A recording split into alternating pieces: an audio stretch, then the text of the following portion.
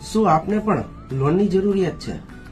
પ્રધાનમંત્રી મુદ્રા યોજના અંતર્ગત આપને મળી શકે છે રૂપિયા 10 લાખ સુધીની લોન, અને એ પણ કોઈ પણ સિક્યુરિટી વગર.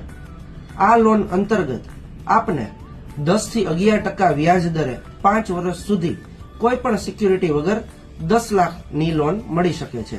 કોઈ પણ બેંકમાંથી મળી શકે છે. આપને ફક્ત બેંકનો સંપર્ક કરી અને જરૂરી દસ્તાવેજો અને અરજીનું પત્રક ભરી આપવાનું રહેશે.